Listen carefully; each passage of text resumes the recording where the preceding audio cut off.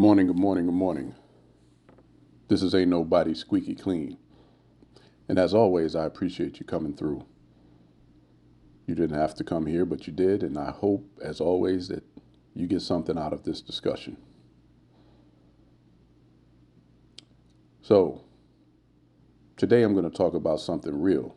Shocker, huh? You haven't heard that one before from me. But this is something uncomfortable as well. But something that's very, very necessary.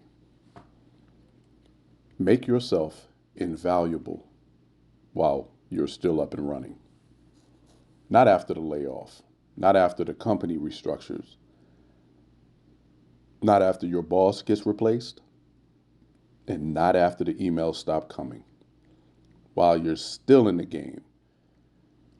Because, and I'm guilty of this as well, too many of us get comfortable when the checks are steady. We think because we've been somewhere for about 5 years, 10 years, 15 years that, we're all safe. Start to think that loyalty is enough. Think that showing up is enough. Start to think I've been here forever means protection. Well, I am here to tell you the workplace has completely changed. Companies pivot, budgets shrink, leadership changes, contracts end, mergers happen, politics happen, and technology starts to replace roles that it couldn't replace before. And one day, people wake up shocked because they thought tenure was security. No. Value is security. Let me say that again. Value is security. If you are making money, solving problems, leading people, building trust, improving systems, creating calm in chaos, you become harder to replace. Not impossible, but harder.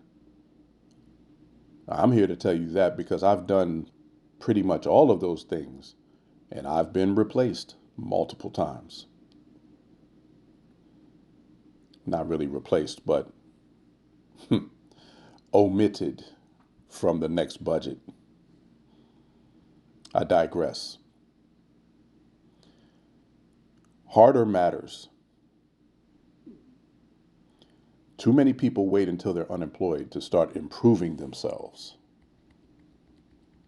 Now you're out of work, so what do? So now you want to get certifications. Now you want to network. Now you want to update your LinkedIn. Now you want to learn AI. Now you want to reconnect with old colleagues. Now you want to become visible. That's the wrong timing. Do all of that while the direct deposit is still hitting. Do it while the benefits are active. Do it while you still have leverage. Because desperation is a terrible strategy. And I can tell you that from experience. Let me break down how you become invaluable. And I've done some research on this one. Number one, solve problems nobody wants to solve. Every single company has pain points, broken processes, confused customers, departments that aren't talking to each other, projects that are off track, reports nobody trusts. Be the person who would walk toward problems, not away from them. Let me say that again. Be the person who walks toward problems, not away from them. Anybody can complain, but few can fix. The fixers, they stay longer, which means that check is still going to hit. And you're going to be around until the last person leaves the front door. Number two, build relationships, not just tasks. Some people only know the people on their immediate team, and that's dangerous. Build bridges across departments. Be respected by finance, known by operations, trusted by leadership, and liked by peers. Because when decisions get made behind closed doors, names come up, and you want your name to come up positively each and every time. I've often been referred to as the mayor, and I know even though the gauntlet has hit me a few times, there have been plenty of times where my name came up and I made the cut, so I didn't get cut. So make sure that you understand what you need to do to develop all of those relationships, because there's always going to be a room that you're not in where somebody needs to advocate for you. Number 3, keep learning even when you're tired. Yes, work drains you. Yes, life is busy. But the world keeps moving whether you study or not. So learn new tools, learn automation, learn communication, learn leadership, and learn how AI impacts your field. Because the employee who stayed the same for 10 years gets passed by the one who evolved for 2. Listen again. The employee who stayed the same for 10 years will get passed by the one who evolved for 2. Number 4, become reliable under pressure. Anyone can look good when everything is smooth. Who are you when the deadline is crazy, when the client is mad, when the system crashes, when leadership panics? Calm people become valuable people. Steady people become trusted people. I was in front of a chief of an important branch of the government one time at the government site, and something blew up that was not even under my team.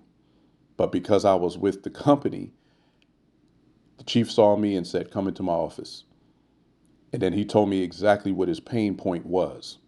I had no idea what he was talking about, but at that point, I'm the representative of the company because I happened to be the one in his vicinity. So I had to sit in there, find out what he was upset about, calm him down, and tell him how we were going to prepare to fix this issue. Now, mind you, this wasn't even my team that was involved, but those are the types of things that you need to be able to do. And I can tell you from that point forward, his level of respect for me had gone up tenfold just because of a conversation that we had for 5 minutes when he was under duress. Because remember, your job is to keep the client happy and to keep things flowing. As an overall team, it is our job to make sure that we all handle that. That's just a prime example of how you need to be able to react under pressure. All right. Number 5, protect your reputation. Your name matters. Are you known as difficult, late, negative, always blaming, always gossiping? Or are you known as someone who brings solutions, professionalism, and maturity? Your reputation enters the room before you do, and sometimes it decides your future before you speak. Now let's talk about the harsh truth. Some of the smartest people lose jobs. I can vouch for that. And some of the hardest workers lose jobs. Some loyal people lose jobs. So this message is not be invaluable and nothing bad can happen. No. The message is be so valuable that if change happens, you have options. That's different. When you've built skill, network, trust, and reputation, maybe your company keeps you. Maybe another leader pulls you over. Maybe a client hires you. Maybe your contacts open doors. Maybe you freelance. Maybe you consult. Maybe you just bounce back faster. That's what value does. It gives options. And options are power. I need somebody listening right now to stop coasting. Stop assuming next year looks like this year. Stop assuming your title protects you. Stop assuming that HR knows your worth. You need to know your worth and prove it consistently. You are your biggest advocate, you and only you alone. Do not assume anything, and don't assume that everybody knows how valuable you are, because nobody's really talking about you unless there's a decision to be made. So you need to make sure that you pump yourself up as much as possible. Use this week wisely. Volunteer for something meaningful. Improve a broken process. Reach out to a respected leader. Take one course. Update your resume. Reconnect with an old coworker. Track your wins. Speak up with ideas. Start now. Because when the music stops, panic sets in for people who waited. But prepared people move different. Sure, they're disappointed maybe. They are, because I'm disappointed. But we're not destroyed. And if you're listening to this and you're unemployed right now, hear me clearly. This is not judgment. This is wisdom forged in pain. Because sometimes we only learn after a loss.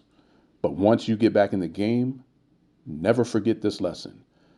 Never rent your future to one paycheck again. Build value continuously. Build relationships continuously. Build skill continuously. Build your name continuously.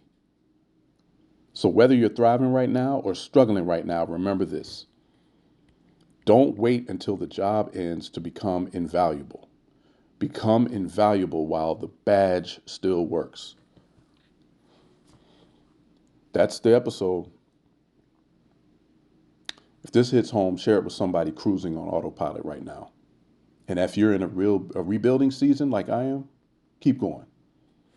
Your next chapter may depend on the lessons from this one. As I stated, I'm in the season with you right now. And these are lessons. I've checked most of these boxes, and I'm still looking for my next opportunity. But I can tell you for a fact that I have dozens of people out there pounding the pavement for me that are trying to get me back in the game because of my reputation, because of my work ethic, because of the relationships that I've built, because of the loyalty that I've shown, and because of the skills that I bring to the table. Sharpen yourself so that you're not fighting alone. Because even though the season may be dark, when you have people out there pulling and pushing for you on your behalf, alongside you, it makes it a lot easier. And the doors are going to open that much faster. With that, this is Ain't Nobody Squeaky Clean. And as always, I hope you have a blessed day and a blessed week. And I'll talk to you soon.